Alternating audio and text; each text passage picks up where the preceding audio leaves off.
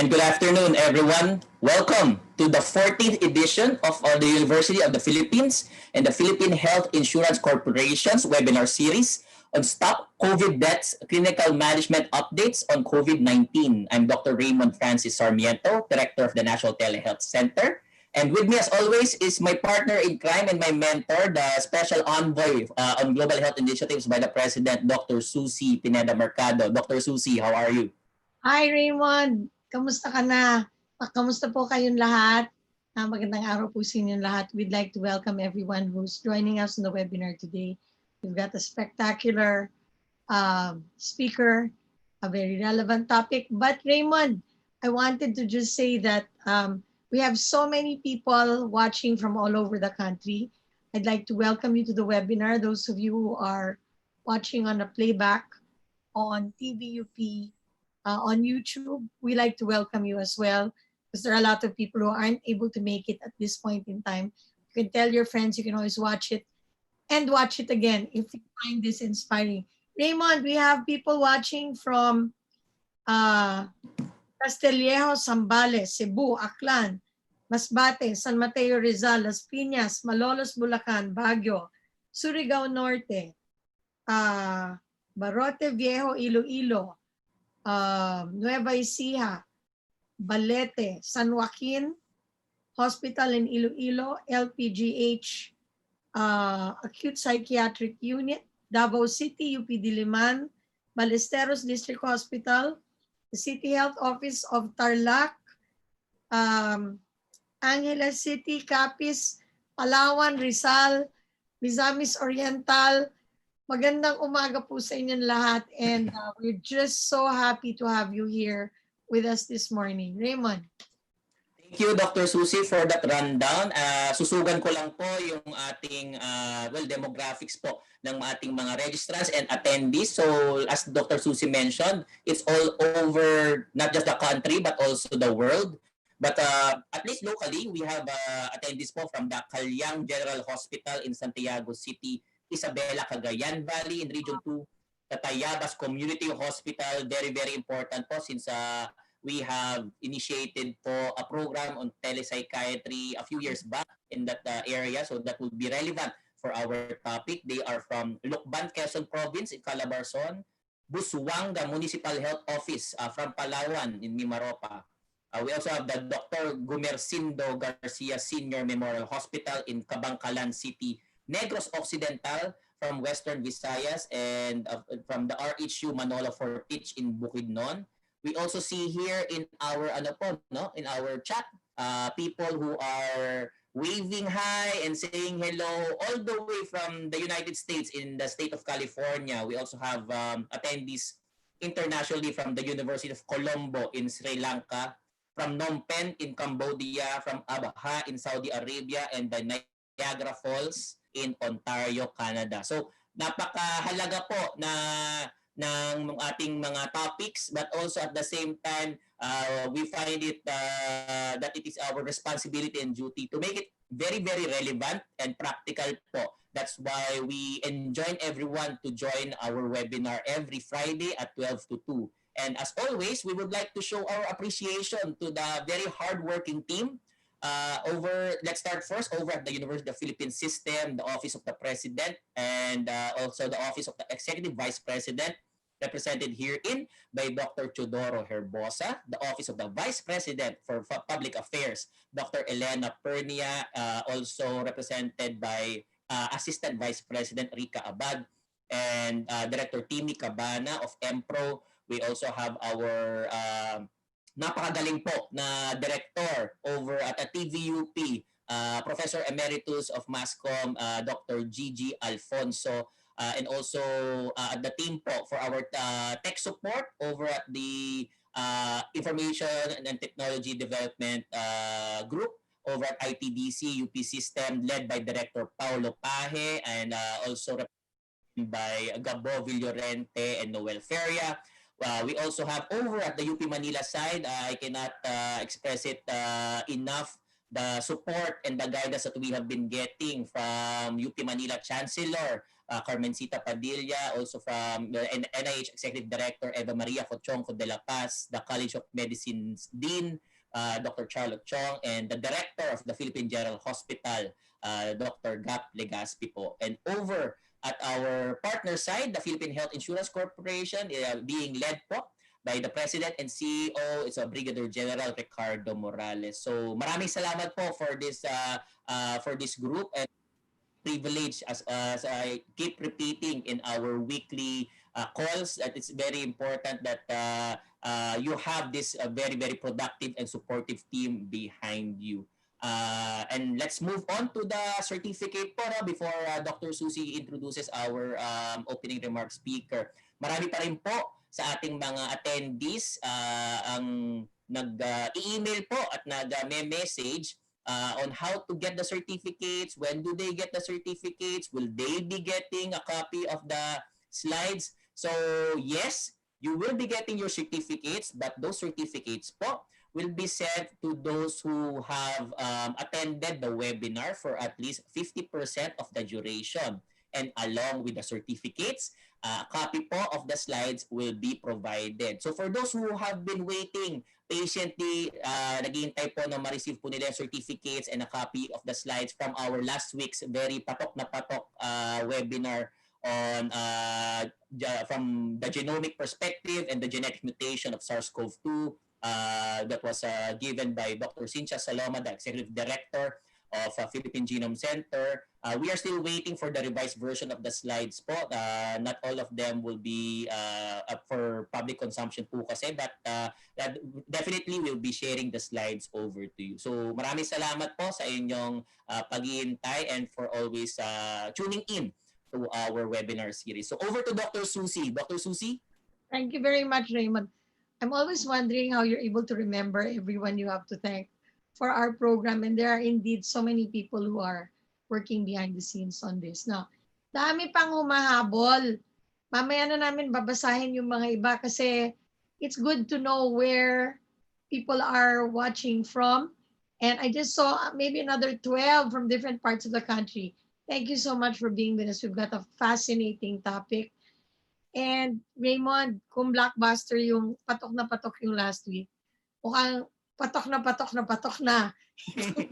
Kasi more than 400 na yung naka-online sa atin ngayon. And we actually look at a figure of, you multiply this over during the rerun on YouTube, and it really goes into thousands of people. So thank you for all of you who wanted to be on the live presentation. And we're going to talk a little bit later about the next series that we're going to have. So I'll reserve that. But for the meantime, I'd like to introduce somebody who has been working behind the scenes very quietly. And our work here would not be possible without her dedication to this project. And I'm talking about Evangeline Racelis, who is the Senior Management of the Social Health Insurance Academy of PhilHealth. She has been so supportive, and we thought it would just be fitting to have her here giving her message to us right now on behalf of the Philippine Health Insurance Corporation. Good afternoon, everyone. Magandang tanghali, Doc Susie, Doc Raymond, UP Telehealth team, and of course to my PhilHealth family, to whom we are so thankful to all of you for making this very educational webinar series possible. And syempre, to all our participants here and abroad. It has been 4 months since the novel coronavirus or COVID-19 was declared a global pandemic. Having gone through months of ECQ, MECQ, and GCQ, which enormously changed everyone's life, we are deeply concerned with its spread, most especially now that people have gradually started to go out. The biggest challenge now is how to contain this contagion. How do we flatten the curve? How to effectively manage this health crisis? When COVID-19 struck and spread like wildfire in so many countries, instantly claiming lives of a lot of people and making millions of others seriously ill, no country, including the Philippines, was ever prepared for such a pandemic. At the onset, we all do not know our enemy and how to fight it. We need to protect lives. And there is no better way to defeat the enemy than knowing exactly what it is and how to manage it. So then, how do we stop COVID deaths? Education is the key. We need to fully understand COVID-19 and learn the most efficient and effective way to win against this enemy. We need to know how to manage physically and mentally the victims of this deadly virus.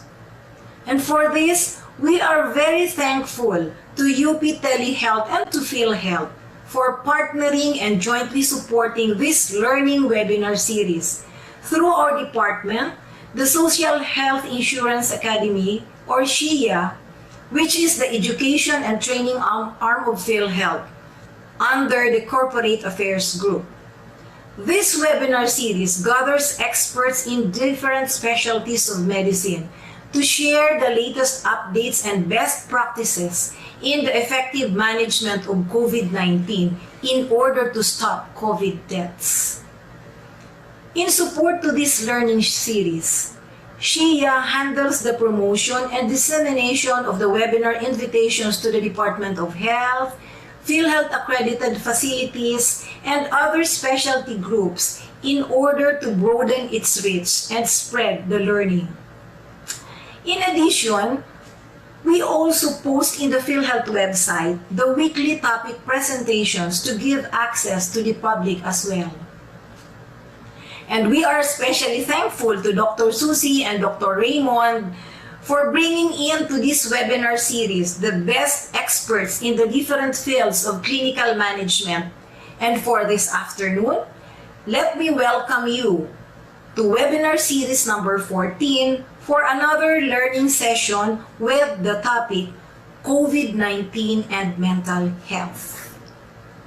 Please stay with us until the remaining topics, and together we learn and win this battle. Thank you and good afternoon. Wow, thank you for that. It was a very simple but very, very inspiring still opening remarks and message from a senior manager of the Social Health Insurance Academy of the Philippine Health Insurance Corporation's Dr. Evangeline Raselli. So Dr. Vangie has been really supportive and also providing a lot of excellent inputs po and a valuable support from the PhilHealth side on how to move forward with all of these webinars po in terms of the topic, the dynamics, and the flow of the program. So we cannot thank Dr. Vangie enough for all the help that PhilHealth has been providing us. So babalik ko lang po, no, there are still comments or feedback in terms of the certificates po. As mentioned in our responses to those who have been asking po, the name on the certificate will be the one na yun pong nilagay po ninyo or in-input po ninyo when you registered for this particular webinar. So please be very, very careful on the name that you will be inputting when you register, because that will be what will be reflected in your certificate po. And also another concern po was that a number of our registrants were unable na makapasok po last week sa ating Zoom webinar. So we are working towards increasing the capacity. Wag po kayong mag-alala of our webinar attendee capacity. So for future webinars, we hope to be able to increase to more than 500 attendees po for our webinar. At this point, perhaps we could enjoin everyone, encourage everyone na isagutin po ang mga pre-webinar questions na talaga pong pinaghandaan ng ating very, very excellent po na resource speaker for today. The questions po that are here, very simple lang po. You just have to choose the best answer. So for this first question po, there are 4 options. The first option states, the COVID-19 pandemic is a complex disaster. Option 2, in this state of communal grief, the ultimate goal to achieve meaning in this experience of is to achieve meaning in this experience of loss. Option 3, when people feel that their reactions are shared by most, it gives them a sense of relief and control. And option D is all of the above. So we are seeing a lot of folks gravitating towards, siyempre alam nyo na po, pag nagsumasagot po kayo ng test question, ano po, pag may all of the above, that's really something na you have to consider with regards to any question. But for question number 2, alin po dito sa 4 na ito, pipiliin po ninyo, most emotional reactions during the disaster are normal reactions to an abnormal situation. Option 2, disaster connotes both danger and opportunity. Option 3 po is the Filipino resilience in disaster springs from our values of family connectedness, bayanihan spirit, prayerfulness, sense of gratitude and humor. And lastly is all of the above. So please input po at pakisagutan lang po ang ating mga pre-webinar questions. As always, towards the end of the webinar, we will have our resource speaker provide the correct answers po for our attendees po. And at this point, I'll give the floor to Dr. Susie for the introduction of our resource speaker. Dr. Susie? Thank you very much, Raymond. So, very interesting poll questions. And later, makikita natin kung tama yung sagot nyo, no? So, anyway, before I introduce our guest speaker and the topic, I just wanted to say that it's been 14 weeks, Raymond. We've been doing this every Friday. And, we thought a few weeks ago that this has been very interesting, very productive. And we wanted to do more. So next Friday, we're going to start a new format. So it's the same drill, guys. We see you on Friday at 12 o'clock for about an hour and a half. But our format will change a little bit, and it's going to be a grand rounds format. Raymond, nung panahon mo ba nag-grand rounds kayo? Yes, ma'am, but not via webinar. We all wanted to attend the grand rounds because in the grand rounds, you don't talk about a topic. You talk about a patient. And so we thought maybe it might be interesting for maybe 10 or 12 webinars for us to talk about individual cases, patients who have been seen by the doctors. What was the story of that person? What was the narrative? What was the course in the wards? What were the diagnostic or therapeutic dilemmas? Where did the doctors have to think, well, do we do this or do we do that? And in a pandemic where there is no established protocol and where so many different kinds of signs and symptoms come out, there's really a judgment call that's done by the team that's working on the patient. So we thought we were going to shift to that. So next Friday, we're going to have grand rounds, virtual grand rounds. And we're going to invite medical schools and the deans of the different medical schools to join us. And I'll tell you a little bit later about what the first case is going to be about. So there's just a little teaser for you to stay with us in this community of learners who are, what should I say? I think we're all struggling to get the best information we can so that we can be effective in our work. Okay, having said that, it's fitting that we come to the close of this 14 weeks with a topic that cuts through all the topics we have ever discussed. And this topic is going to be COVID-19 and mental health, but it's not just about mental health. It's also about mindfulness, about how do we become positive? How do we use this opportunity to find meaning in this chaos that we're surrounded with? And it's not just going to be about clinical management of patients. As you have seen in some of our webinars, we have really tackled the impact of the pandemic on the healthcare workers. And I think our speaker wants to really emphasize this, that if there is a group that's psychologically affected by the pandemic, it's the healthcare workers, and that means you who are with us on the webinar. So without further ado, let me welcome a good friend who I haven't seen in ages, but when we talk to each other, it's like kahapon lang kami hindi nagkita, who is the chairman of the Department of Psychiatry and Behavioral Science at the University of the Philippines General Hospital, Philippine General Hospital, Department of Psychiatry, Dr. Anselmo Tronco, who's known to others as Doc Nonet. Doc Nonet, welcome to our webinar. Yes, thank you, Susie. Glad to be here. Okay, Nonet, I love those trees behind you.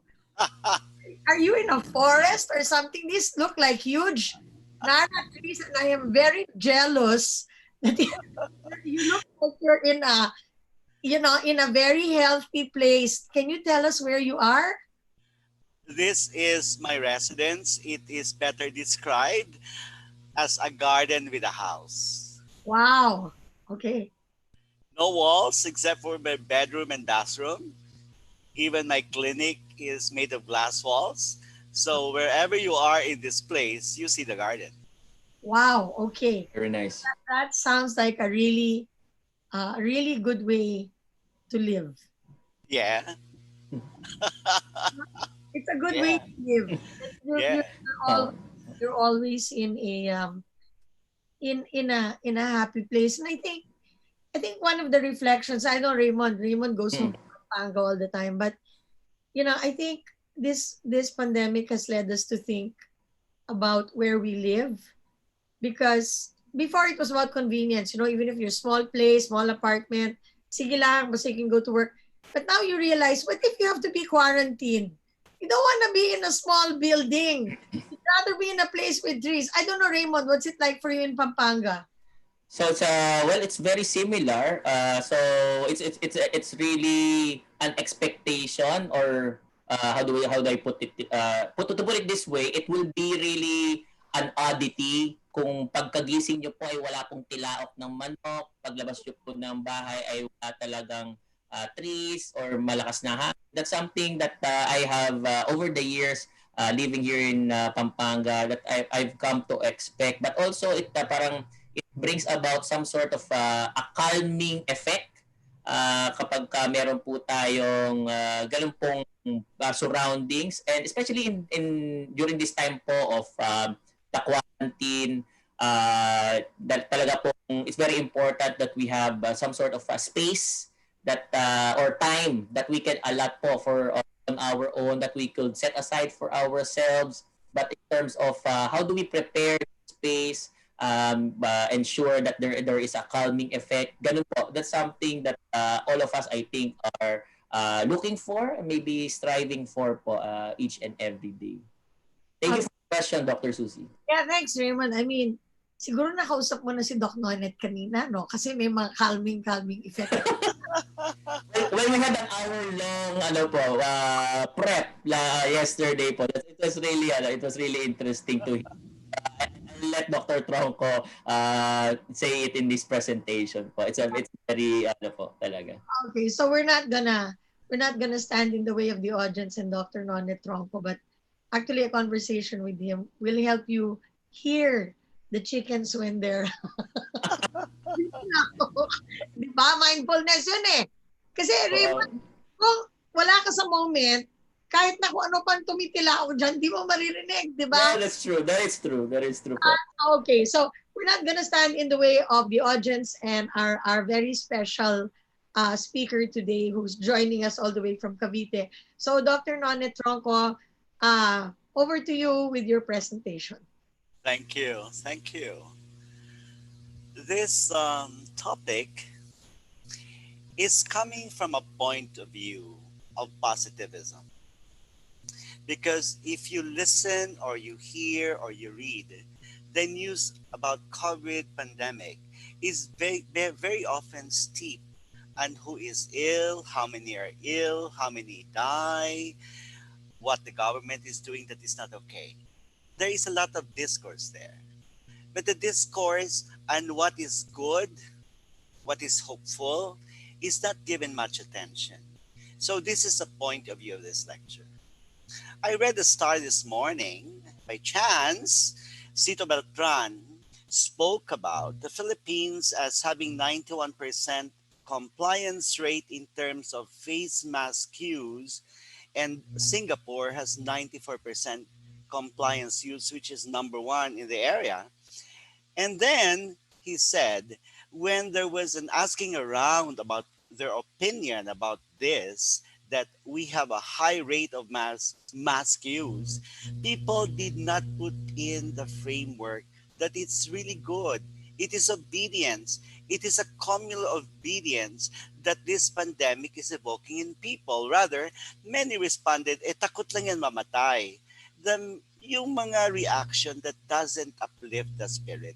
And I think that story of Cito Beltran contextualizes this lecture. So the objectives are 5. The first one is we will discuss a psychosocial framework in disaster, and I will go into the phases of disaster.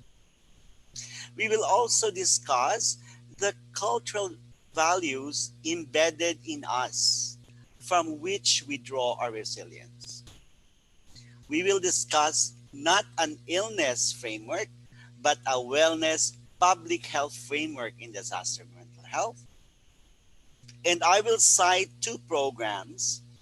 The program for healthcare workers, which we started doing as soon as the pandemic was started, and then a wellness program that we evolved to develop the PGH, which is a COVID referral center, towards becoming a nurturing and compassionate community beyond the COVID crisis.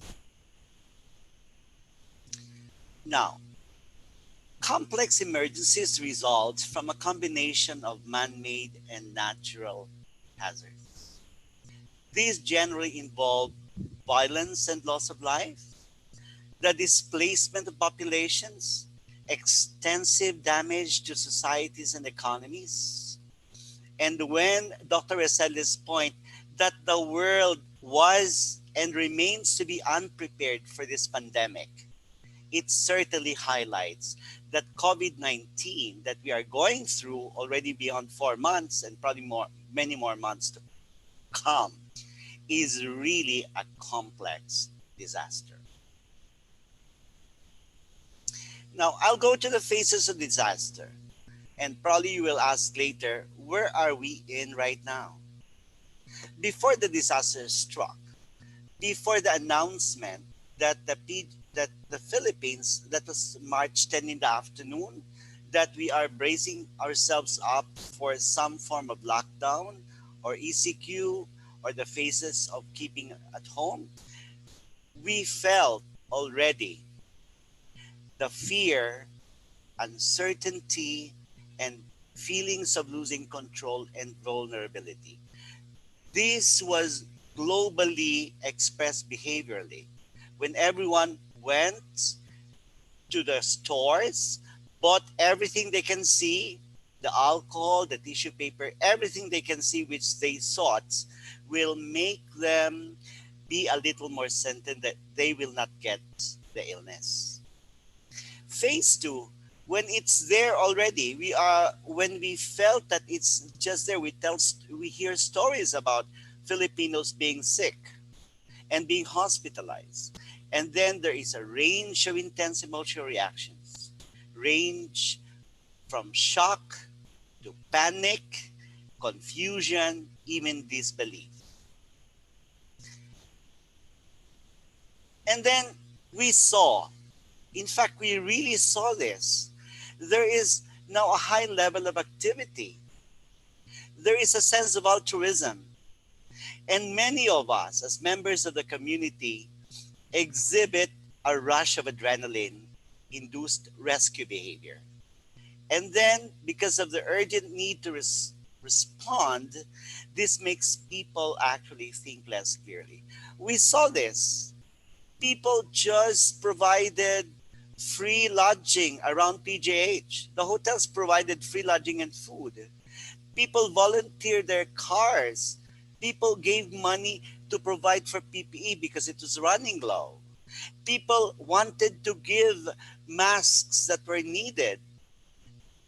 There was a flurry of activities in the spirit of wanting to be part of the spirit of trying to help and be part of the community that will help one another. And then there is a honeymoon phase. Everything is available. There is bonding.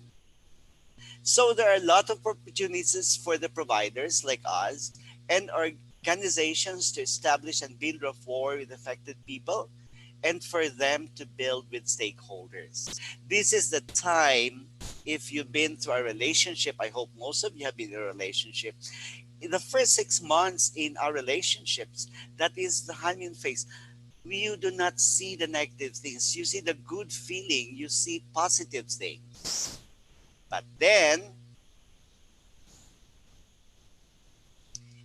phase 5, you see the truth, you see reality after 6 months, and in the same breath, in the face of disaster, we realize, communities realize, the limits of disaster assistance. The SAP did not come in time. The SAP could only be given twice. The first one took months to come, and it was only 6.5. There is an increasing gap between the need of the person and communities and assistance, and leads to some feelings of being abandoned. It can last for years, months to years. Now the last phase, this is the reconstruction phase. Individuals and communities begin to assume responsibility for their building their lives, and people adjust to a new normal while continuing to grieve losses. Now the question is, where are we in now? How can we move on if we do not even have the vaccine that will give a definite statement that we are taking control of this? Is this a time really to say that we are into a new normal when there remains to be uncertainty about whether or not there's a flattening of the curve? So we are actually between the disillusionment phase, I think, and there are problems that I will eventually discuss that will come out in this phase.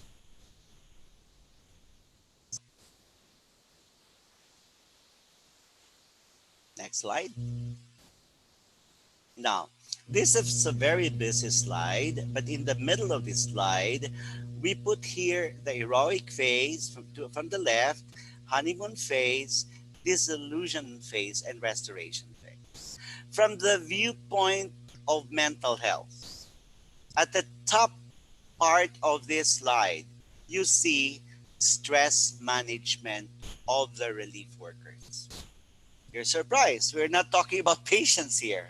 From the mental health viewpoint, it's very critical to provide care for the carers. Because if you don't, they will be burned out, they will not be effective in their work, and so every system that is in place to help the patients will just fall, will just break in front of us.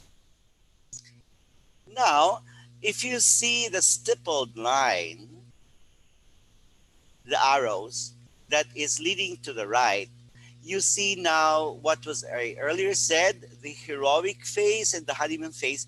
There is a lot of energy and emotions, positivism. But then when the disillusionment comes, then there is a drop in the positive emotions of the person and the community, and then slowly move up again during the restoration phase. Now, this is rather heavy, but it's not going to be pedantic.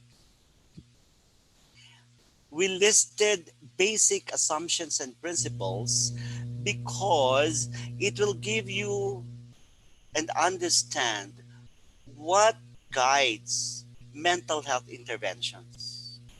So it is a necessary step. This discourse is necessary because the principles and assumptions will define the kind of actions that we do wherever we are, whether in a primary healthcare unit, seeing patients in maternal and child health, whether you're working in a district hospital like Las Piñas District Hospital, this framework will apply.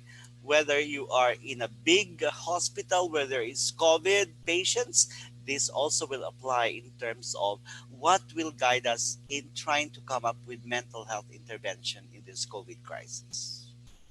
The first one is very central. We need to conceptualize the program in the lights of the way the Filipino feels, thinks, and behaves. We need to look at the levels of connectedness and pakikisama of the people we see. We need to engage in the language that is very familiar in our day-to-day mundane life. We don't ask how are you in the manner that the West asks people, and it's about the weather. When we want to engage, we actually ask, kamusta ka? And it's a language inherent in the Filipino sense of being connected to the other, to his fellow Filipino. This is so central in understanding the Filipino way of feeling, thinking, and behaving. And then the third concept is kalooban. Yung ating loob, importante. If you put it, what is the explanation why people become mentally ill? And you would be surprised that many would say, nanghina kasi ang loob.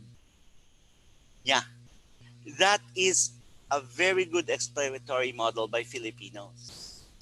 And then, kapwa. Very inherent here when we do our work, or even if we connect with people in the workplace, ang pakikipagkapwa-tao is so central to make the interactions and the relationship in the workplace or in the community move forward.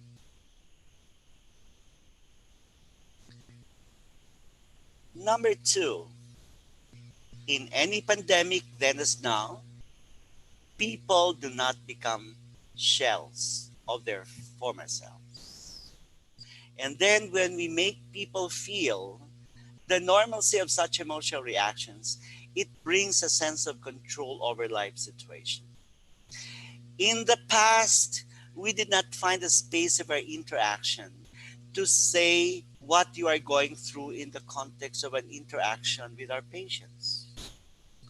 Probably, when we listen now to people who come to us for help and they share their stories of pain, their narratives about their fear, it might be good to consider to just say, what you feel is similar to mine. And what you experience is seemingly resonating in my own experience. And this sense of losing control of uncertainty is a global state.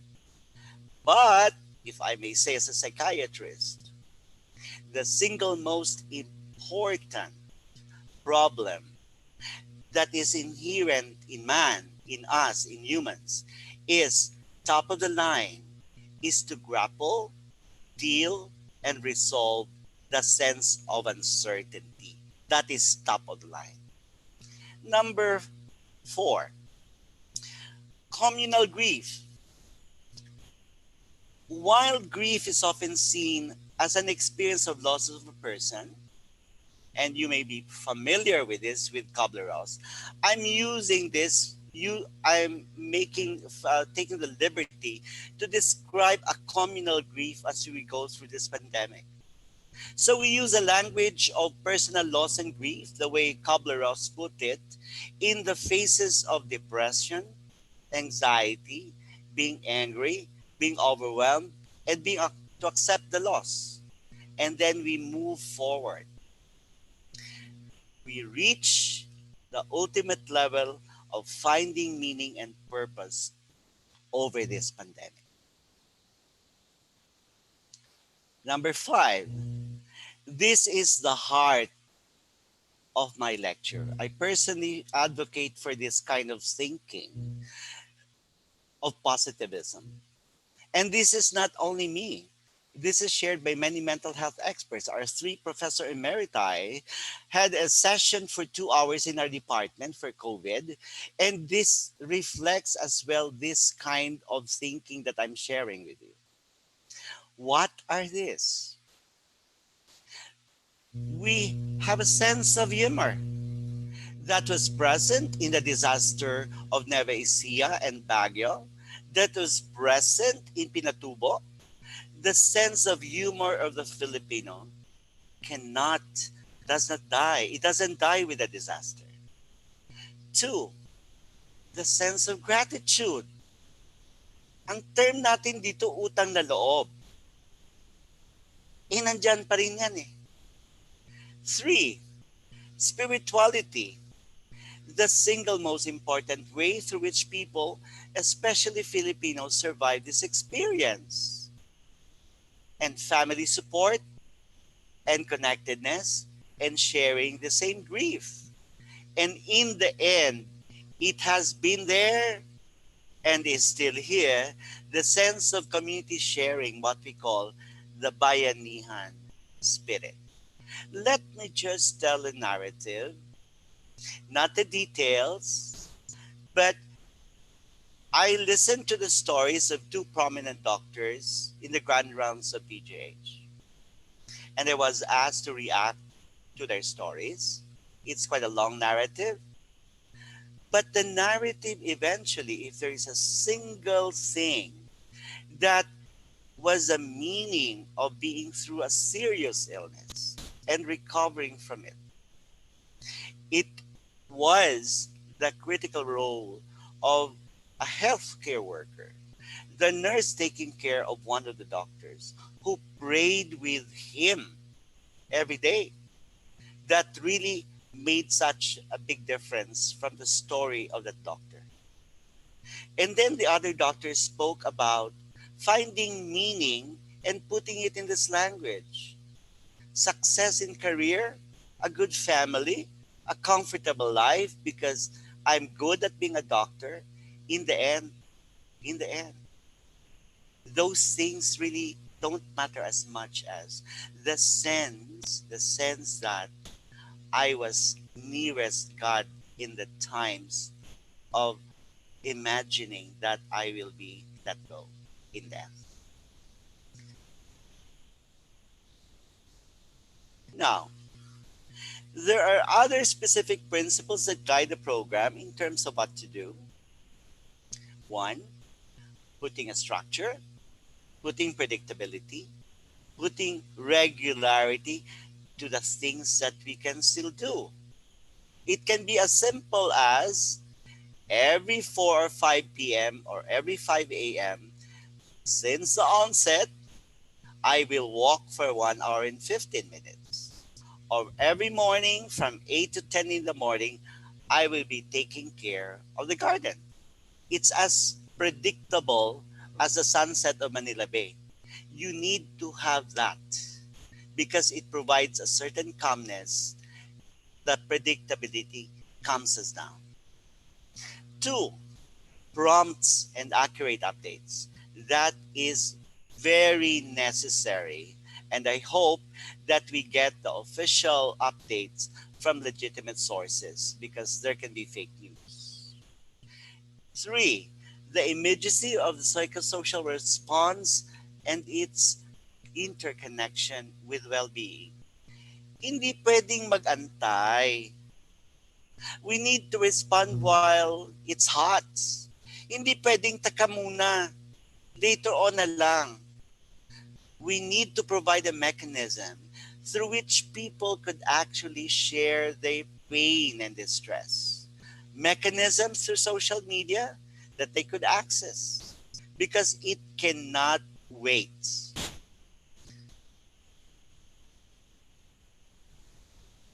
That's a water lily to highlight the good things in life are free. And that's a spirit that was the reason why the book Lost Horizon when I was young.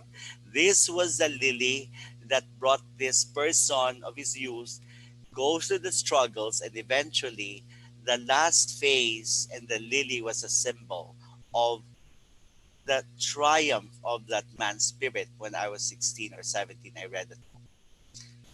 Next slide. Okay. I have talked about the principles. Now, I wanted to talk about two programs: the Mental Health and Psychosocial Support Program for PGH healthcare workers, and then the Wellness Program of the Department of Psychiatry that goes beyond the here and now and the present, but goes beyond thinking about creating an environment and community in PGH as a nurturing and compassionate hospital. Next slide. Now, this is what I mean when wellness and public health perspective is essential in addressing mental health in COVID. You have a triangle, and to the left are examples. The triangle is meant to be that visually because at the base of the triangle are social considerations in basic services and security. So it addresses safety, it protects dignity, and it looks at social appropriateness of the intervention. What does this mean? The bigger population, the base of this triangle, there are more people who need mental health services, more people that are in need of it, and they do not need psychiatrists. If you go up to the triangle, strengthening community and family supports. The strength of the Filipino is the family connectedness. But now, people need to have more supports aside from the traditional family supports that we have. And so this has also to be addressed. Again, not psychiatrists are needed. It can be any person involved in the pandemic. It can be from the viewpoint of health. It can be from the viewpoint of LGU. It can be from the viewpoint of the military. It is so nice to see that the military are present when they need to do lockdowns. It's the image. I don't know how they do it, but to me, it appeals to me when you see the military performing a critical role in keeping communities safe. And then we move up to the triangle. Focus person-to-person, non-specialized supports, not psychiatrists again. And to the left, you see basic mental health care by primary healthcare doctor, basic emotional and practical support by community workers. This might sound overwhelming, right? Because there are many things that the primary care workers are already doing, maternal and child health, everything. And now you might wonder, we will overburden them with this? Wait. We are not. We are not. We are asking the people that man the areas who are going to be people that the community will go to. Very simple. One is to listen to the narrative, and two, to engage, at least make that person feel that he's being listened to, and that human experience in this COVID is something that is shared by everyone.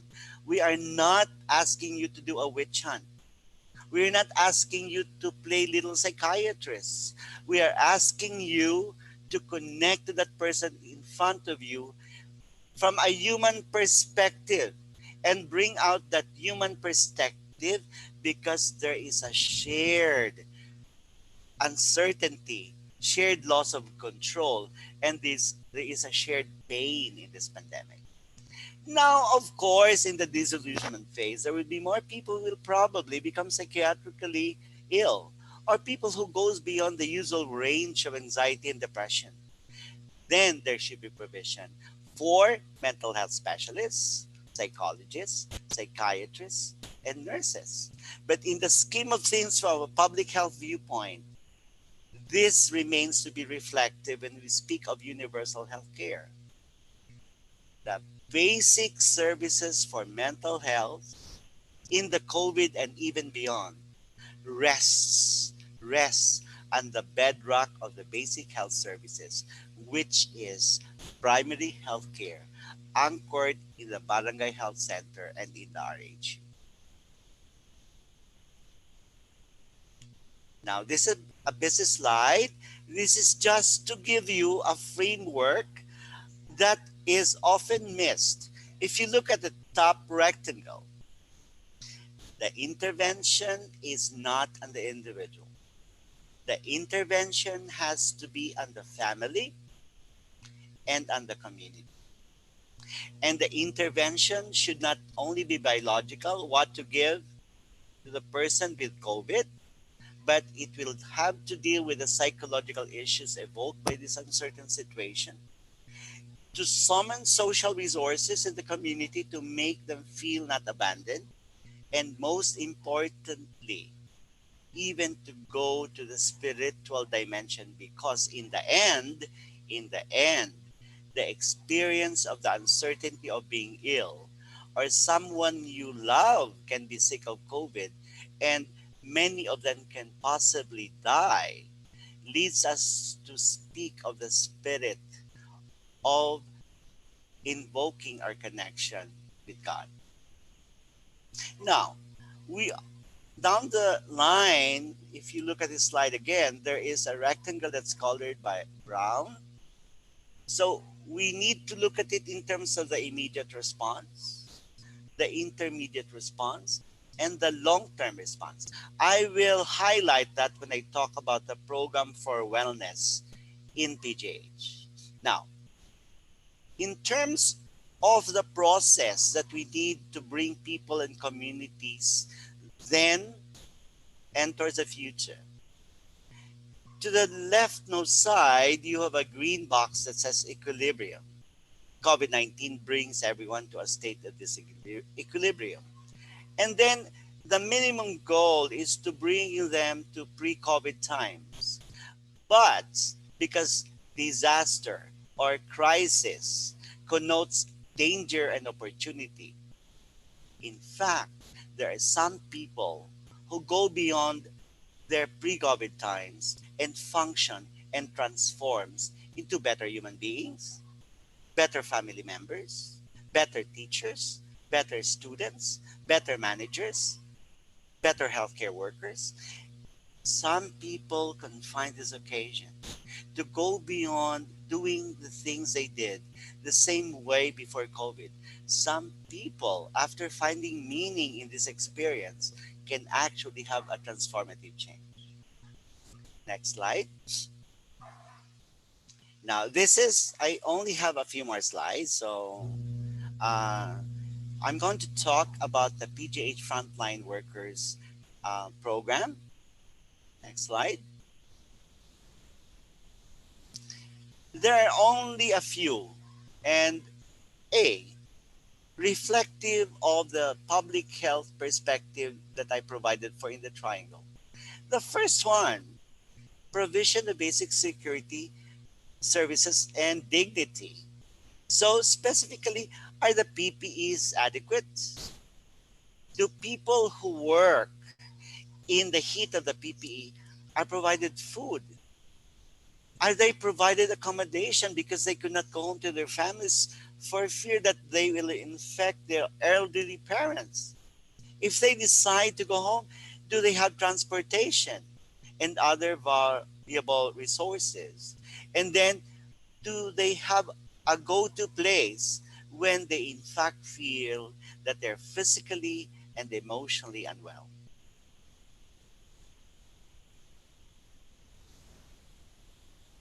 in the context of PGH has been able to provide the organization and the mechanism to take care of the frontliners' basic needs. This is an organizational function governed by community principles, meeting with the local people, meeting with the mayor of Manila, meeting with other agencies in the catchment area of PGH. The PGH administration intentionally did this, even with the help of the College of Medicine. The entire administration of both the college and the hospital created a sense, and under UP Manila, created an organization that people could actually donate and give through a mechanism that's organized. And so, because some people may not know, but Philippine General is the first hospital and national hospital when the Americans came here in the 1900s. And the UP College of Medicine is actually the first college of the entire UP system. And so there is that blessing that there is such an ease for people to look at PGH and the UP College of Medicine as organizations that they will liberally share and give. And then there is accountability. What is coming into the system is accounted for. I think that's extremely critical. 2, some people may not agree with this. I'm sure that everyone will say, yeah, it's happening. But I'd like to say that there is an intentional organizational behavior communicating that PGH cares for the frontliners.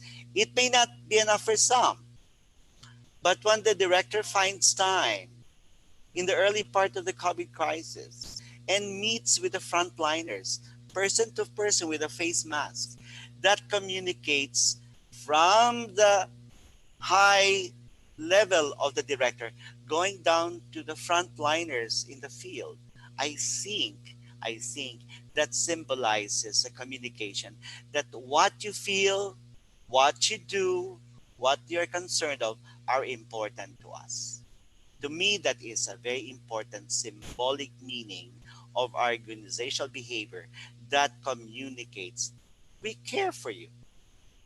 And then, again in the early part, it was ruled that when an employee gets COVID, the PGH administration will have them hospitalized at the pay floors. I think that is again a very important communication that we will take care of you. Not everyone might agree, but it's coming from that perspective. Letter B, provision of prompt and accurate information. Very intentionally, the PGH an information, education, communication. To the right are some of the posts of the IEC. Okay, if you look at that, regarding scrub suit, regarding putting in what you used to bin so that it can be recycled. And these are posted regularly. Even the profile of those who recovered or those who are still in the hospital, whether they are in critical or non-critical condition. This is to give a clear communication that this is a status. Of course, it also evokes some fear because it could actually also reflect that it is not fully over. Because there is still occasions when you see that there is a rise based on the data. But at least that communication is shared. It's very important.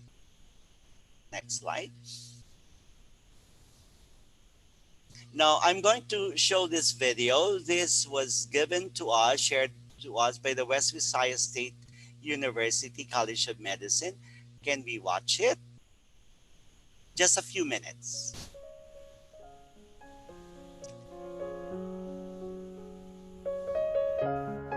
Ways to keep emotionally healthy in these times of stress, anxiety, and uncertainty.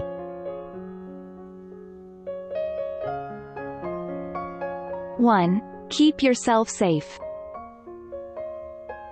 Follow guidelines of DOH and WHO to avoid spreading and getting the infection. 2. Keep yourself healthy. Get enough sleep. Keep hydrated. Regularly eat healthy. Exercise regularly.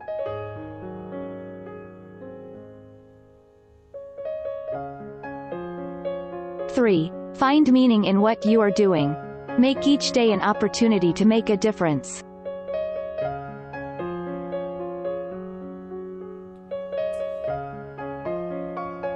4. Be empathetic and compassionate. Remember, each of us is undergoing stress and uncertainty, and we never know what difficulties each one is facing. 5. Practice gratefulness and positivity. Pray or take time for your spiritual practice. Remind yourself of what's going well in your life. Experience of positive emotions enhances resilience. 6. Know when to disconnect. When work is over, it is over. Avoid consuming too much electronic media.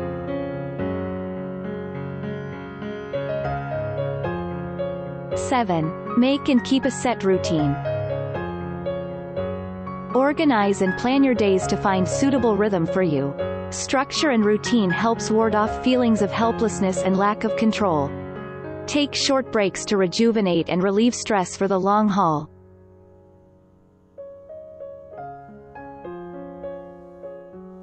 8. Keep in touch.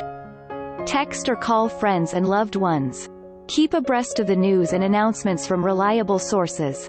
Appropriately express feelings while maintaining social distancing. 9. Be aware of how you react to stress and change negative ways of coping. Identify your triggers. Humor, sports, music, and arts are helpful. Avoid alcohol, drugs, and overeating. Meditate.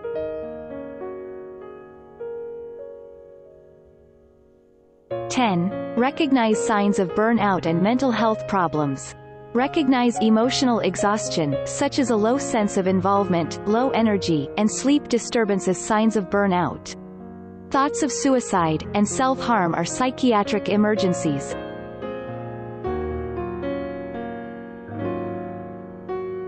Talk to us. If you have concerns about your emotional well-being. The Department of Psychiatry and Behavioral Medicine is offering the following services. Psychosocial care hotline for PGH frontliners. For emergency concerns, please call 0956 4720 646. For non-emergency concerns, please call 0977 691 2115.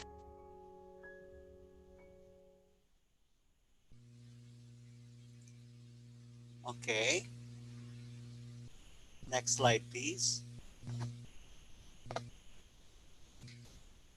That was the video. There is a correlate which is in print media or posted as in different mechanisms in PGH and reflecting the same content of the earlier video. The first one is about huminahon. Magkalma tayo. Huminga na malalim, mandalangin, maghintay ng official updates. Yung pangalawang information is pahalaga ng pamilya at kapwa, kamusta ng kaibigan, makipag-ugnayan, makipagtulungan sa pagbuksan ng COVID-19, and then alagaan ng sarili, palakasin ang loob, ibahagi ang mga hinaing at katanungan.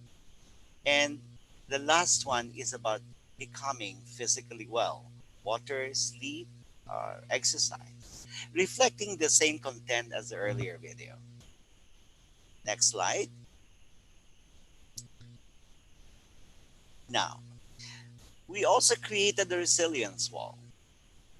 It is a Facebook group page for frontliners and healthcare workers of PGH, where it is intended for the healthcare workers to share their stories while they are going through these difficult times as a healthcare worker. Hopefully, we're able to do the emotional pulse of the frontliners, which can be inferred from what they share and guide the kind of psychosocial intervention that they need. It can be a venue where their psychosocial needs can be addressed. It could also inform people because we post information there. And then hopefully it will support your well being and then foster a sense of community. To summarize, magkasama tayo dito. Next slide. We also have a specific program for healthcare workers. It's ongoing. We started this several months ago. This was born out the massive people in the uh, um, 1999 and 2000 earthquake and the Mount Pinatubo eruption. We need to come up with this way because and massive people needed to be taught and understand what they're going through. And so we carried on this process and we still have the spirit and we are now embarking on training people on how to do it. We did this for the PGH front lines, not all, but in one after the other. This was through Zoom. And what does this involve? It's really a group of 6 or 8 people, healthcare worker, with a shared group, like a group of nurses, a group of residents, a group of fellows. And the steps are, we allow them to share their reactions. And these reactions, eventually, people realize that we have a shared reaction. I am not abnormal. This is a communal feeling of uncertainty, of grief, of sadness, of anxiety. And then we go through the ways they cope over the crisis. This is where my earlier statement about the principle, people do not become shells of their former selves.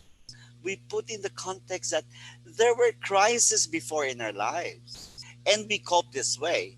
We bring this up to a greater situation of uncertainty, but there will still be ways through which we cope.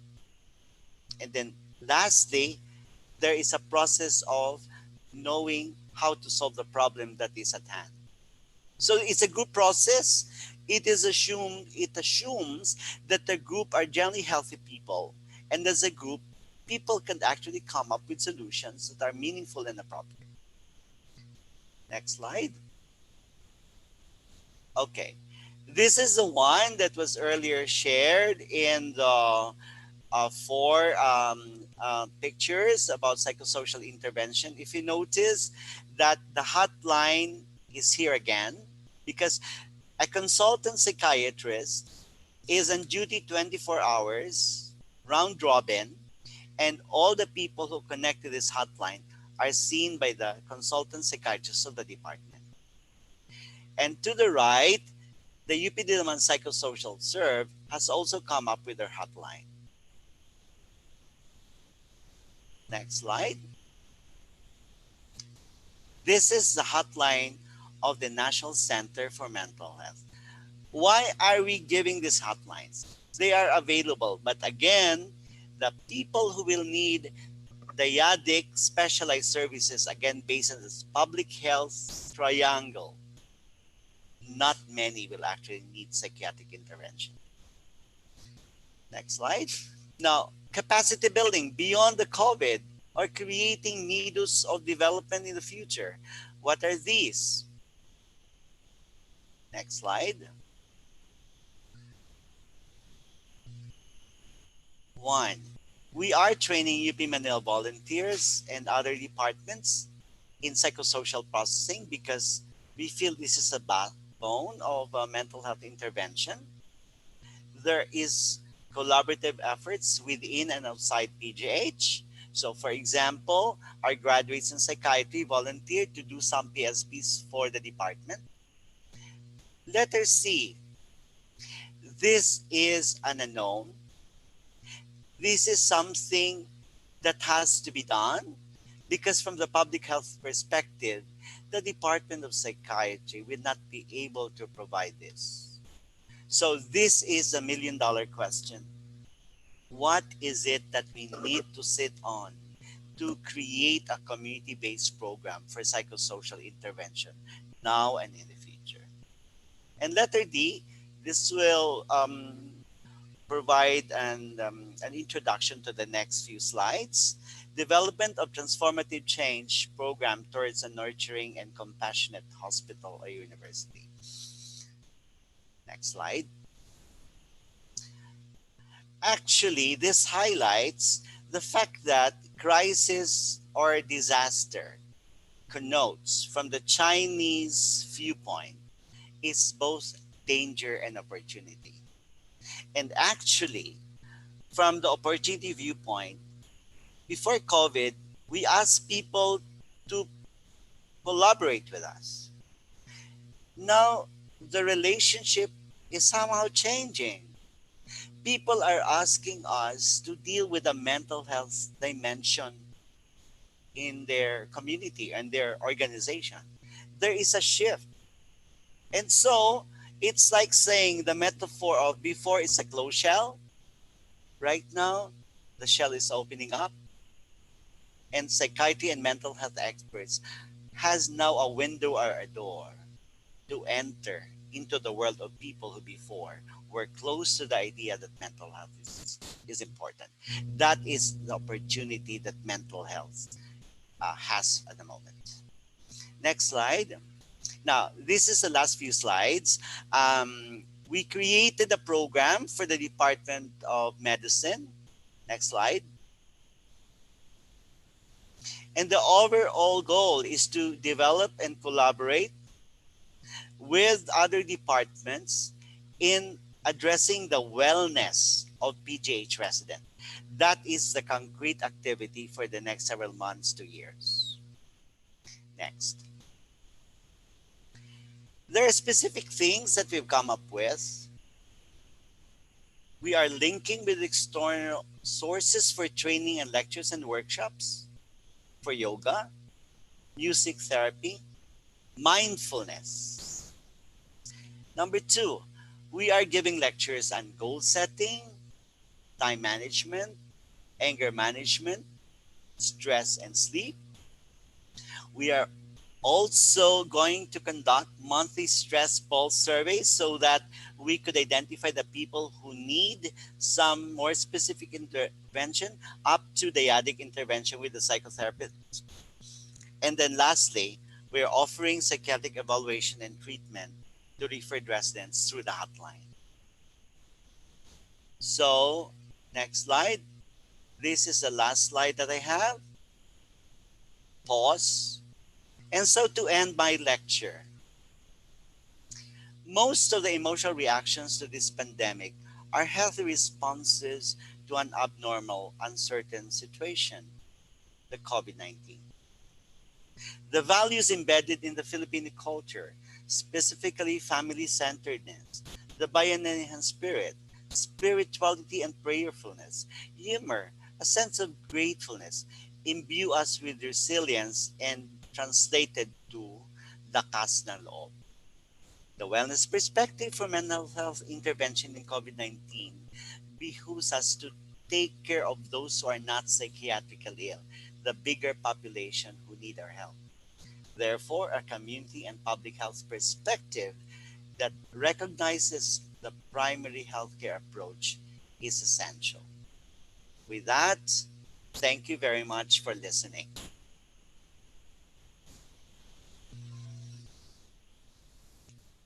Okay, thank you so much for that wonderful presentation, Dr. Nonet. I think a lot of our attendees po, no, have a lot of questions. But before we go to those questions, may we have po our, yes, there it is. If we could ask our attendees po, no, to answer our poll in terms of the, how would you evaluate or assess po the presentation of Dr. Tronco? And consistent naman po as with all of our webinars, the presentation was really very well received and it really demonstrated po thorough knowledge of the topic in terms of the preparation organization po talaga very well prepared and the use of the jargon was not really that too technical or that too clinical po sir and the use of appropriate technique. So really it has been an honor to hear from Dr. Tronco in terms of what we can do. Ang tumatak po talaga sa akin would be what we can do at the community level in terms of our mental health and our wellness. At hindi po talaga lahat ng mga ganito pong mga issues would really require a psychologist or a psychiatrist in and of that itself. I'll turn the floor over to Dr. Susie so we can jumpstart po the questions po. Okay, so thank you very much, Dr. Nonet, for a very inspiring presentation. I think those who are listening have some very concrete ideas about what they can do in their own hospitals, because we have a lot of people who are listening from their own hospitals, and there's so many doable things that you can already implement based on what Dr. Nonet has discussed with us. So thank you so much. That was wonderful. Okay, so now we have a lot of interesting questions here, and I'm going to try to pick out. Okay, some of them are okay. How can you describe community resiliency of those who are living in slum areas while accessing basic mental health services is not their top priority? What are the immediate psychosocial supports that could help them? If we go back to the triangle of public health, mental health has to start with the provision of human dignity, provision of basic services, provision of a sense of certainty that there is food on the table. So mental health is not divorced from the day-to-day mundane life of the poor. And if you really put it in that perspective, poverty is the single most important determinant of poor mental health. Yeah. So it's like saying we have to be mindful of this, that mental health cannot be divorced from the basic security of food, of a safety community, of dignity. Kumbaga, para siyang daliri. Mental health is part and parcel of the center of health, is bio, psycho, social, spiritual health. The palm. But the specific elements, yung daliri, would be what? Health, political stability, provision of safety, provision of a good educational system. So the plight of the poor highlights the extreme end. How can mental health be successful, right? In the light of so many things that are not available. But I take the positive view. I take the positive view. I will not diminish, because I have workers who work with me. I have people I hire to do on my furniture and all. I relate with the poor in this community. I am amazed at their capacity to see the positive in their difficult, desperate lives. We could not take that away from the Filipino. We cannot take that away from the Filipino. In the Iligan Pablo Cagayan de Oro experience, no, in Iligan, no, we went to the communities that was really swept by the flood. And then from out of nowhere, when we went to the community, there was this single house almost shattered because of the flood. And then this family put in a very nice tangerine curtain and this already broken home.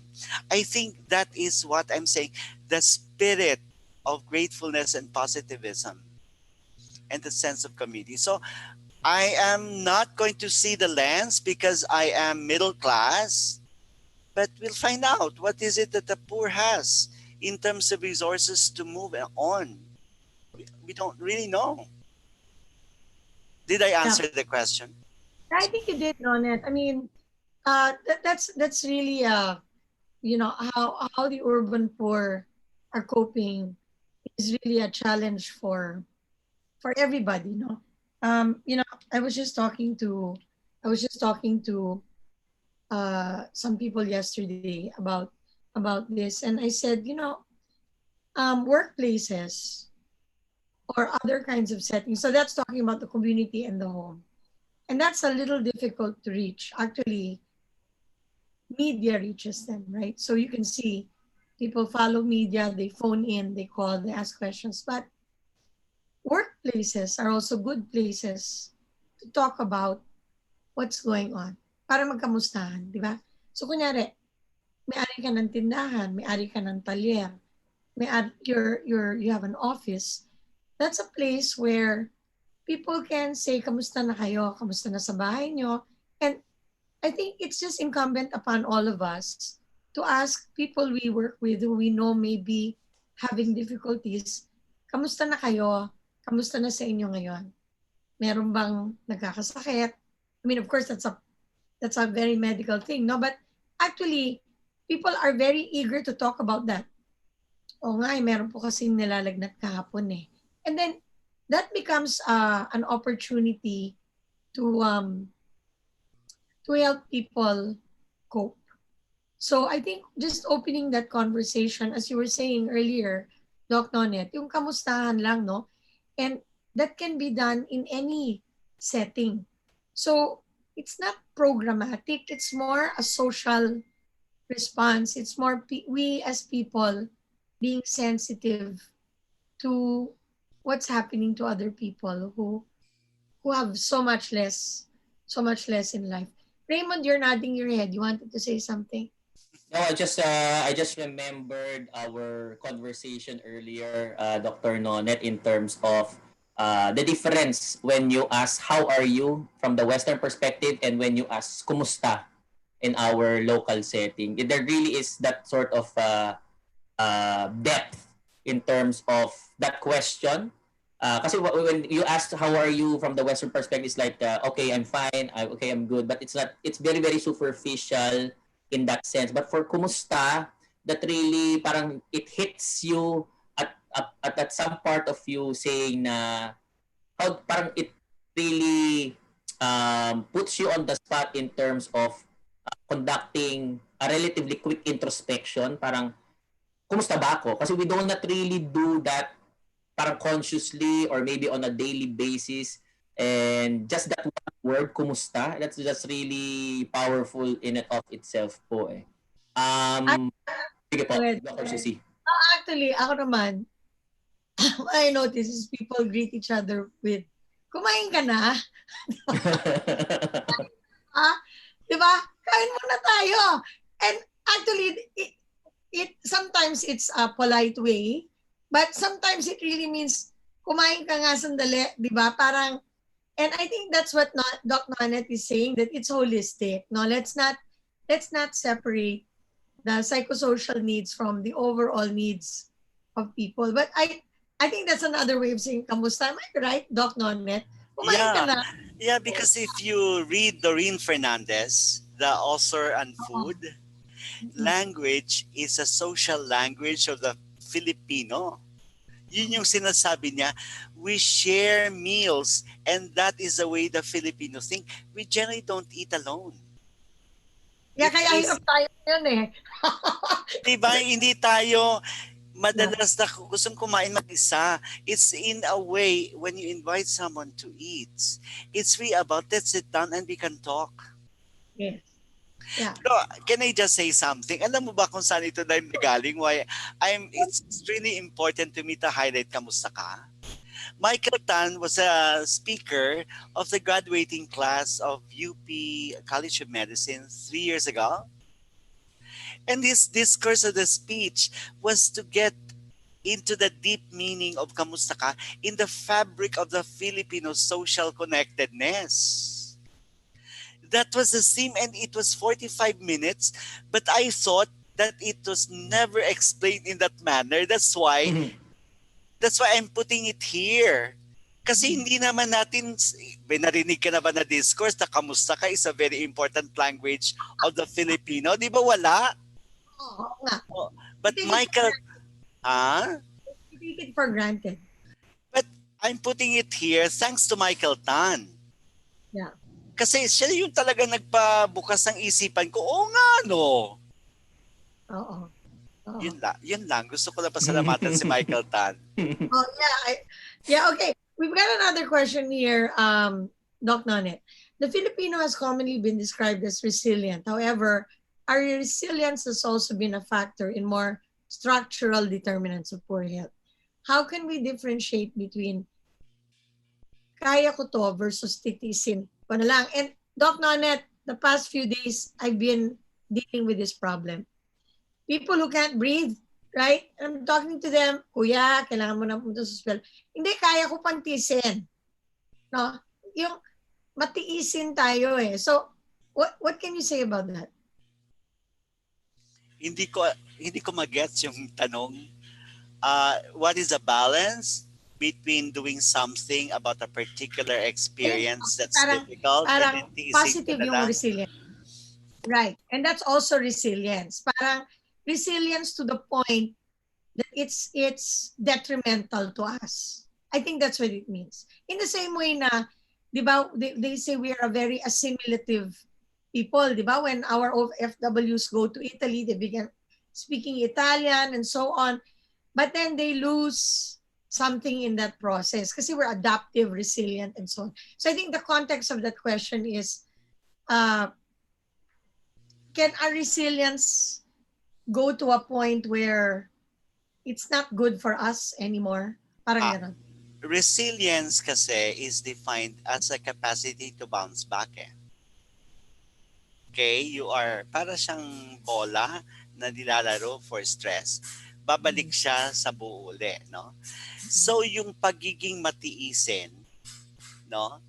Hindi ko siya sinabi dito as the value in the list, di ba? Kasi nga controversial. Controversial in our experience as a nation, with so many instances na ang pagkamatiisin natin did not bring us good. Pero ang pagkamatiisin, pero nakikita mo ang pagkamatiisin ng nanay na Pilipina. Matiisin ang nanay na Pilipina, kaya you would really say that the Filipino fabric is quite intact kasi matiisin ang, I'd like to believe, my mother and my grandmother were matiisin. I think it's very anchored on the quality of the Filipino woman. In a way, that's good. So, pero controversial siya eh. Oo. So I think what you're saying is our good traits have to be related to positive outcomes. Kasi, Hindi controversial. Yung talagang masabi ko, is there anything with humor? Of course. There is humor. It will always be a value that makes us bounce back. May problema ba tayo sa prayerfulness? Hindi rin. Right. Yung sense of gratitude natin, very prominent sa utang na loob. May question ba doon? Up to now, it educated na tayo lahat, di ba? Yung utang na loob, hindi naman natin na-unlearn yan eh. Correct. Makes us resilient. Nandun pa rin siya. Oo. Sige, Raymond, you've got some questions with you over there. Yes, ma'am. Thank you, Dr. Susie. Let me start off with the questions that have been most upvoted. Sila po talaga yung pinili ng atin or binoto ng ating mga attendees po that because they share those same questions.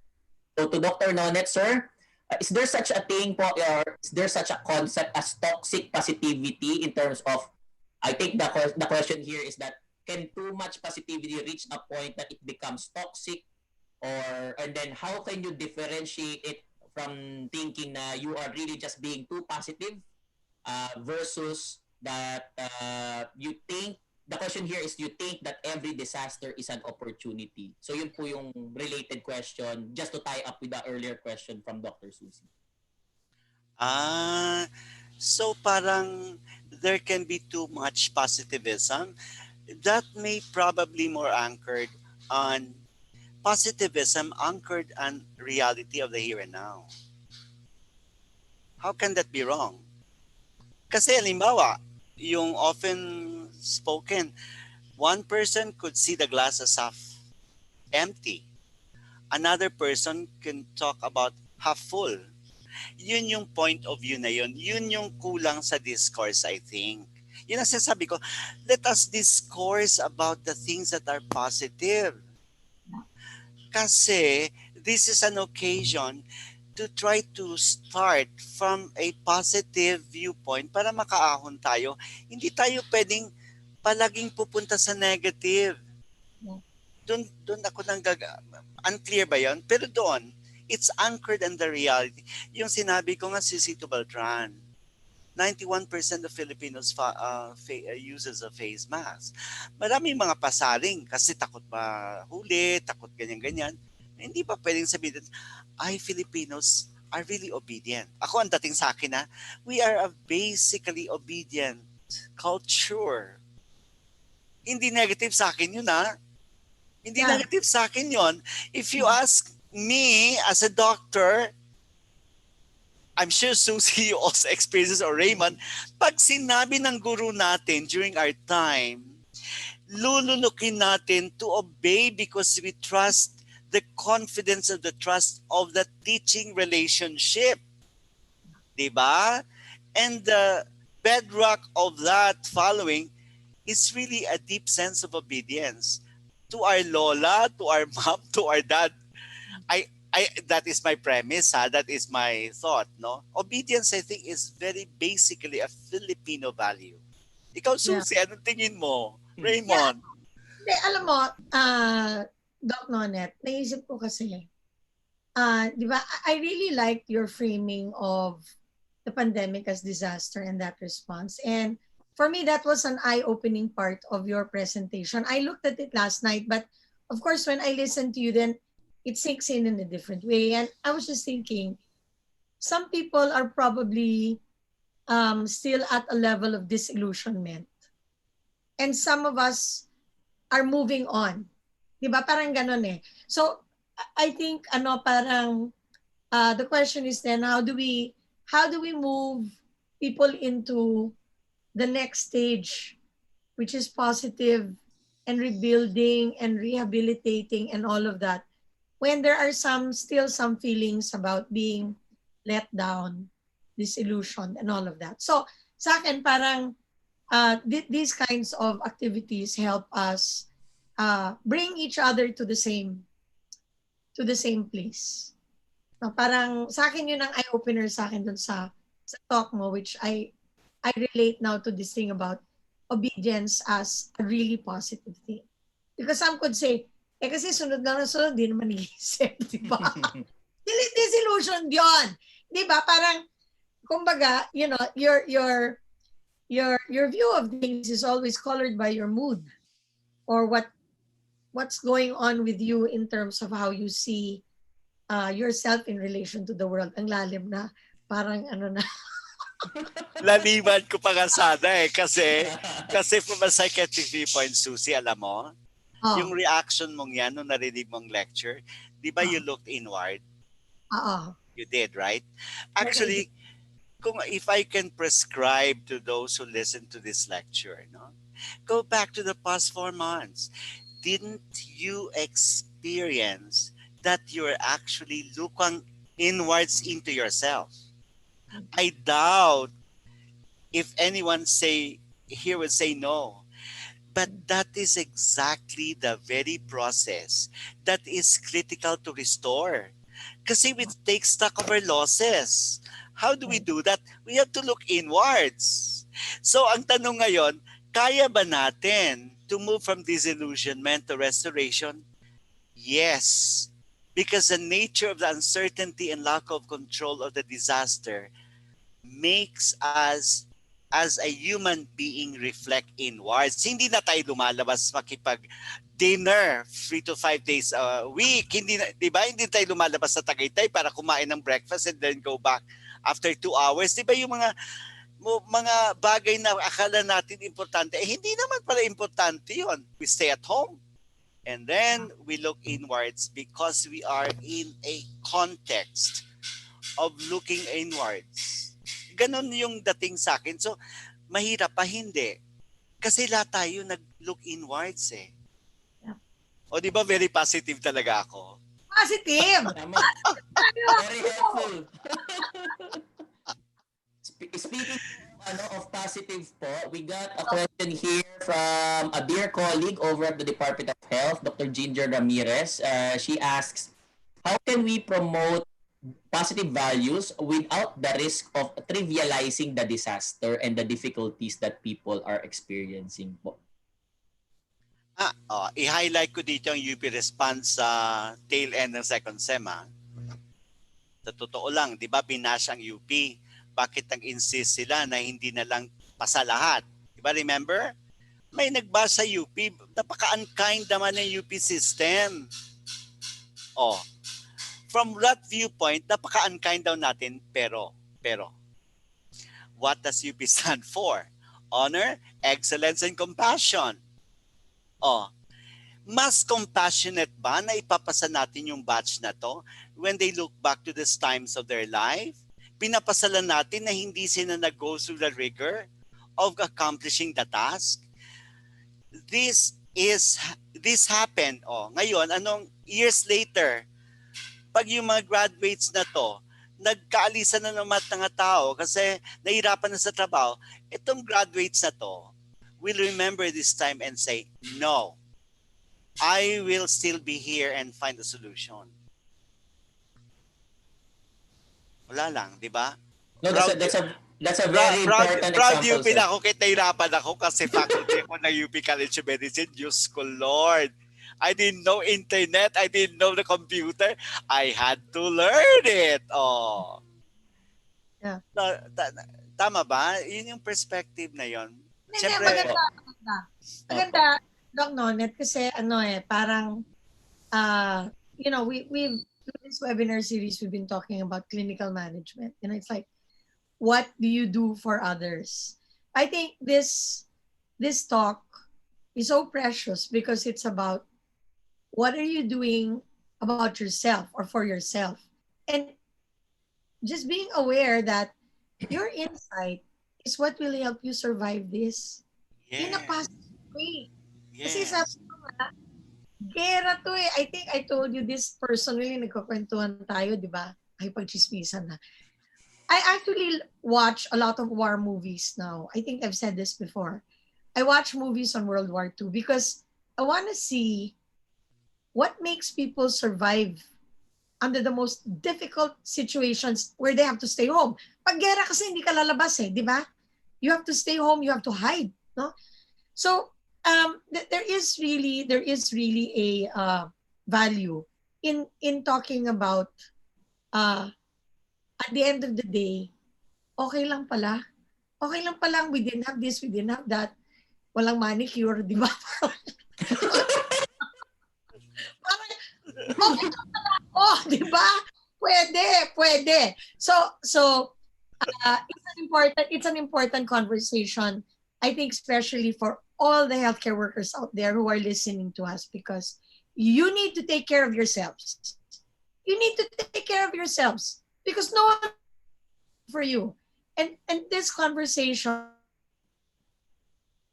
yun ang gusto ko sa sinabi mo, Doc Nonet, na nagre-reflect tayo and we continue to reflect. It is not a one-off thing. It's actually, I was actually going to ask, I'm jumping into this question, not randomly, because I was going to ask you about the yoga thing and about a little bit more about mindfulness.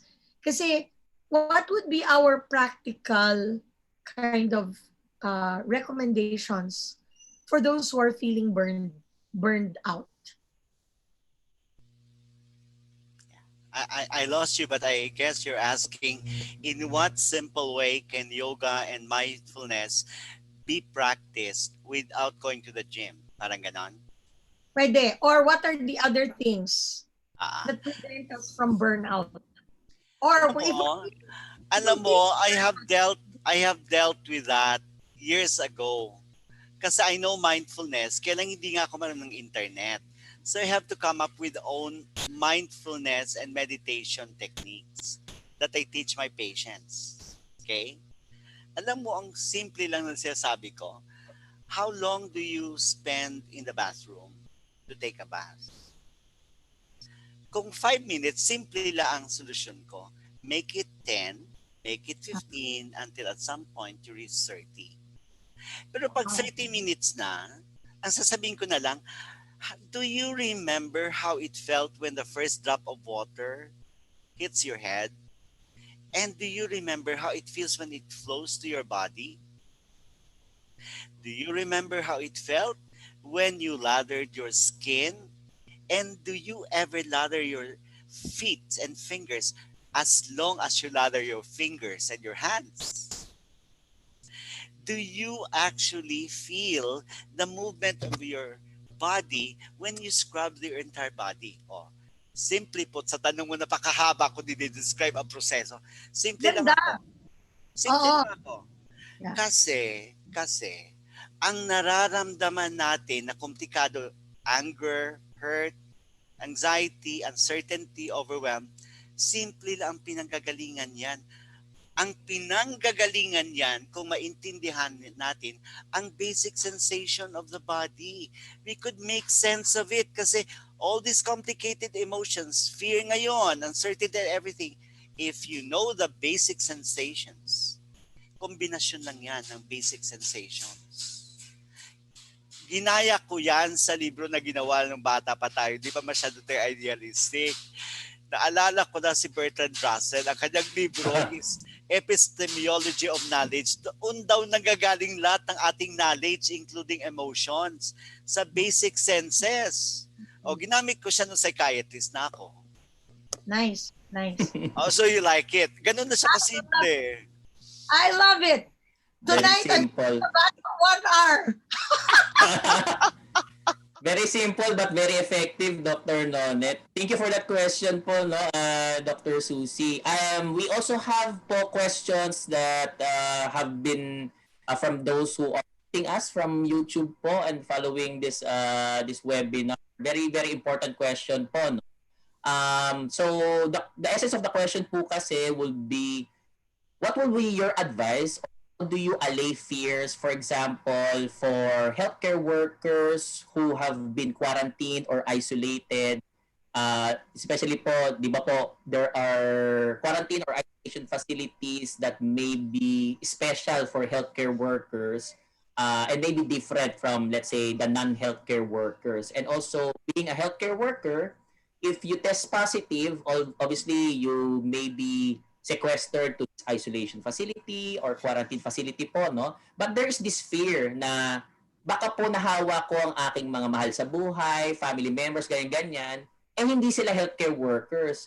Does that, how will they, what will be their experience when they have to be sequestered to like a regular isolation facility? All those fears po kasi has, emerge from the gut of healthcare workers, and how what will be your advice, Dr. Tronco, because that's a legitimate worry for the healthcare workers. Parang sa kanila sige, okay lang na kahit hindi na ako masyadong maging parang komportable or anything of that sort, pero sana wag na lang maging negative na lang ang test para hindi sila mapunta sa isolation facility, yung mga ganun po, those types of things.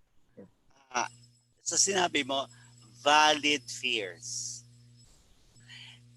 The solution to valid fears is to recognize that it is valid. That is the intervention. Hindi yan sa magkakasit. Wait. It is a very valid fear. And it is also a very valid sense of guilt na baka nahawa ko yung nanay kong 65-year-old. Valid sense of guilt din yun. Correct po.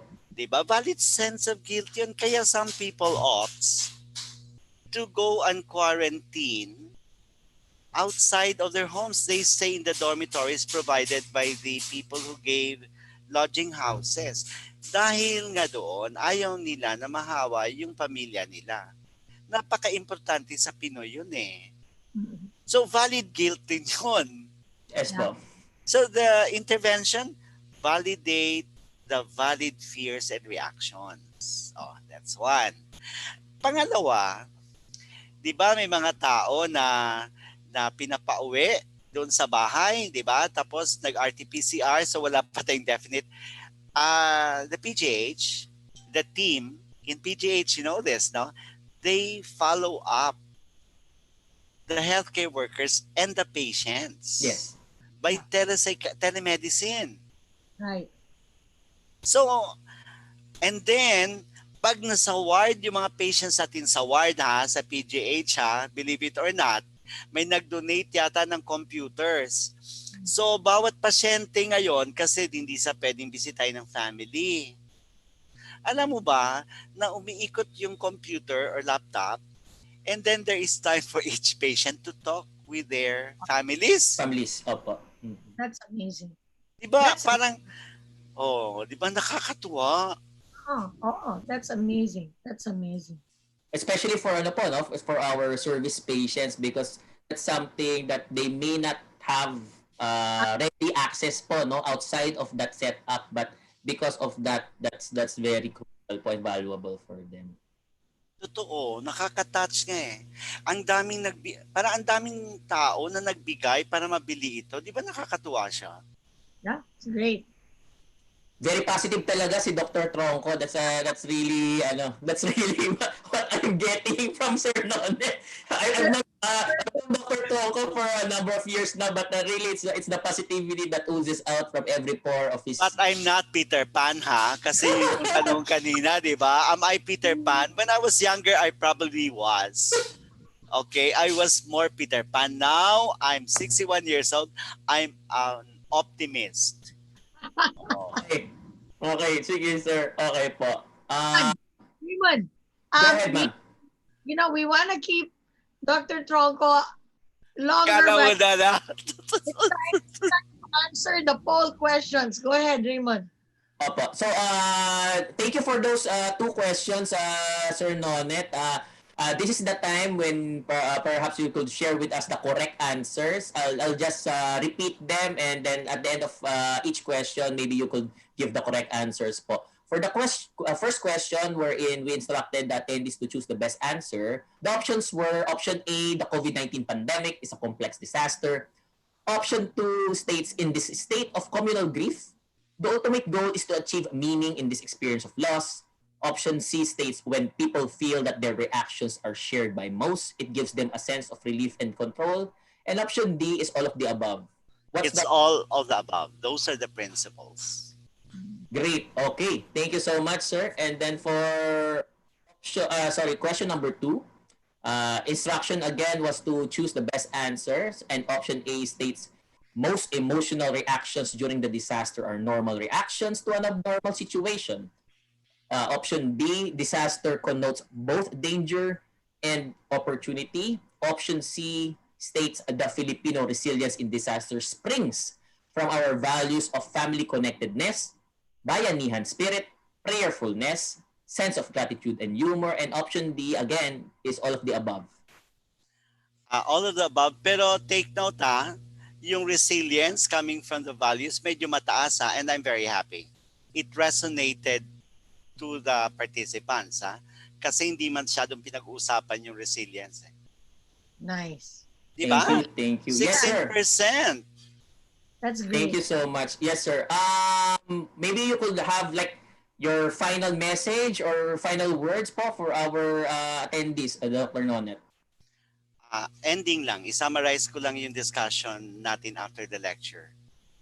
How do we move forward from a state of disillusionment to recovery?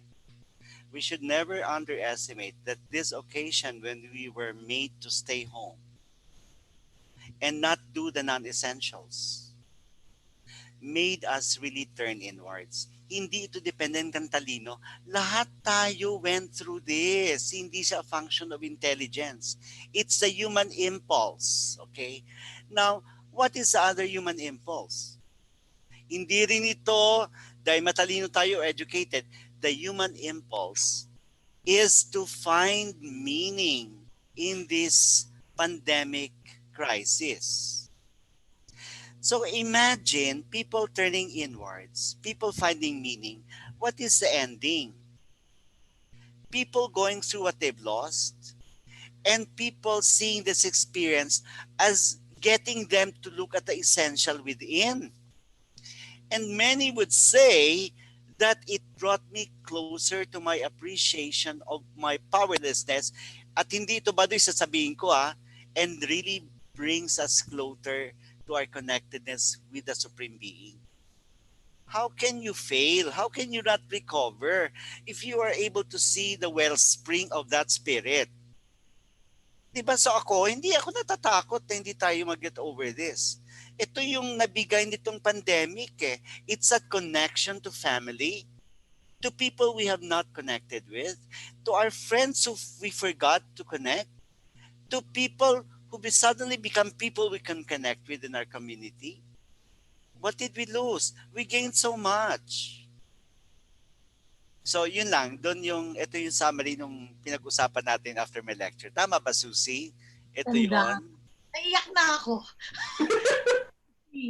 It brings a tear to my eye because I think when you say what did we really lose, right? We found, it's like what it's like, I think, Doc Nonet, is it's like being on a long retreat. Diba we retreat?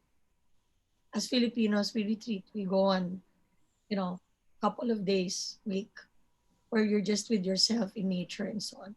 So now we have been through a long retreat, and I think the thing is we find so many beautiful things inside ourselves that moves us forward. So, Doc Nonet, thank you so much. Thank you, Susie. Thank We you, could sir. have somebody clapping our hands here. We'd have a Thank you, standing. sir.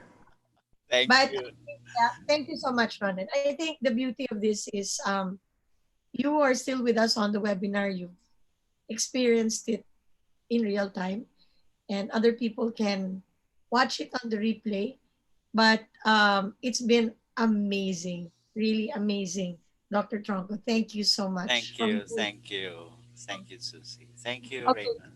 Thank you, Okay. Sir Nonet. It has really been our honor and our pleasure po for you to be able to deliver, well, at least our final webinar topic for Season 1. As shown po on our screens, these are the post-webinar questions just so we could assess ang mga natutunan po ng ating mga attendees. So please keep inputting po your answers po in our post-webinar questions. I'll turn it over to Dr. Susie. Dr. Susie? Okay, so next Friday, we start with, so it's still the same show, but it's another season. So we move from one season to another, and we will start with our virtual grand rounds. And next week, we are going to listen to the story of a doctor who had very severe COVID. And he's actually in the audience. He's actually listening right now, but I'm not going to preempt it because you're going to meet him next week.